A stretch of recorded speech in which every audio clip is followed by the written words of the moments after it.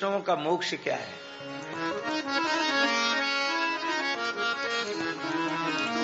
गुरुजी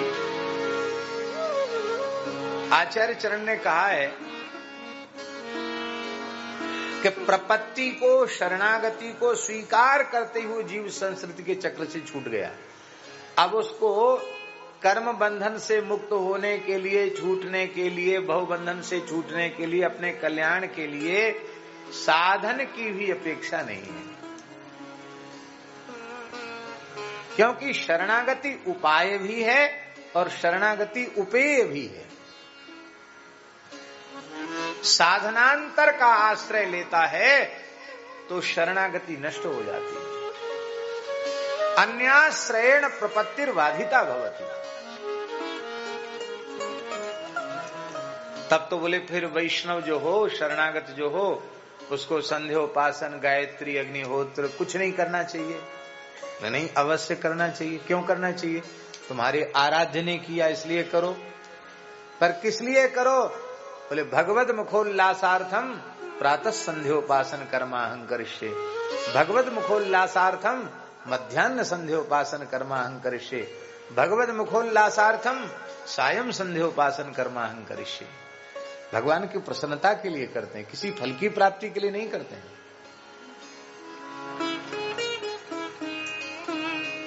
भगवान प्रसन्न हो गए। क्या नहीं मिल गया भगवान की प्रसन्नता से?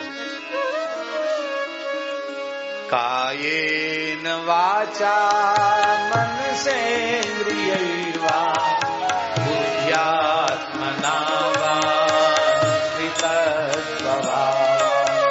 करोति यद्यत् सकलं परस्मै नारायणायेति समर्पयेत्। सब कुछ नारायणार्पणमस्तु, सब कुछ भगवान को अर्पित कर देता। तो जिस दिन भगवत शरणागत हुआ उसी दिन मुक्त हो गया, बंधन रहा ही नहीं।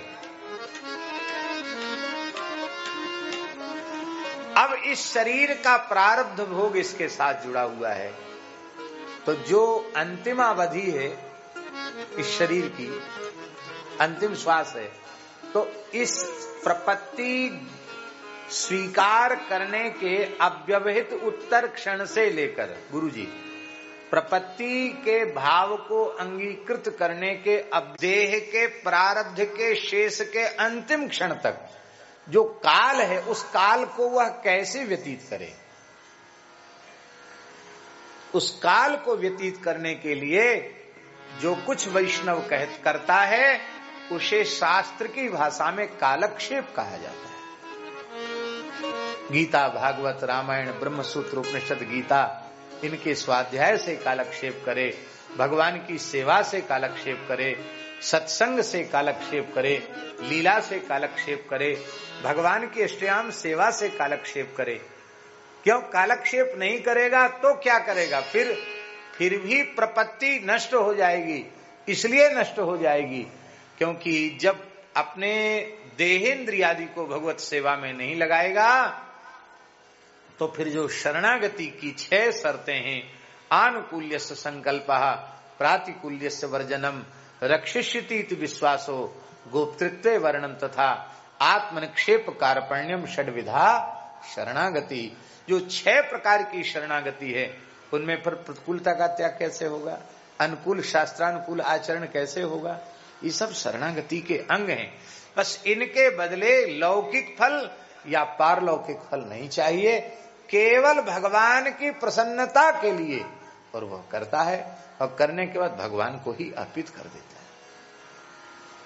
कुछ नहीं चाहिए, भगवान से कुछ नहीं चाहिए। इसलिए अर्थार्थी माने वो लौकिक अर्थार्थी मत समझ लेना, मकान, दुकान और पद प्रतिष्ठा चाहता है कि हमको कलेक्टर बना दो, मिनिस्टर बना दो, राज्यपाल बना दो, राष्ट्रपति, प्रधानमंत्री बना दो, वो नहीं। अर्थ क्या है?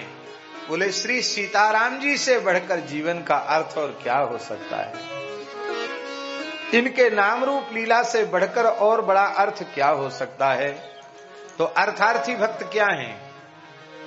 बोले एक नयन मग छवि उर आनी, हो ही शिथिल तन मन बरवान। ये अर्थार्थी भक्त हैं जो उस परम निधि को, रूप निधि को अपने हृदय में आकर संजो लेते हैं।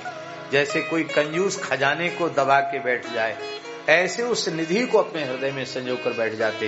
ये अर्थार्थी भक्त हैं। और महाराज जी ज्ञानी कौन है? ज्ञानी वे हैं जो कहते हैं कि महाराज आप आइए जाइए मत।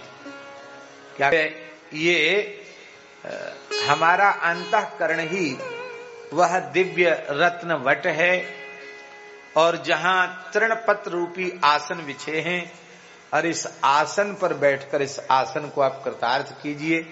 ज्ञानी यही चाहता है कि भगवान अविचल भाव से मेरे हृदय सिंहासन पर विराजें और सतत मेरे हृदय में अपने स्वरूप का, अपनी लीला का प्रकाश करते रहें। यही ज्ञानियों का परम अभीष्ट है, इसलिए ये ज्ञानी भक्त हैं। पर प्रेमी भक्त कौन है?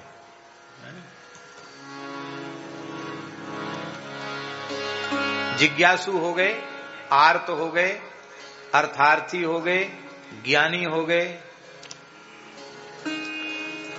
अब प्रेमी भक्त कौन है? इन चार से भी आगे की श्रेणी तुलसीदास जी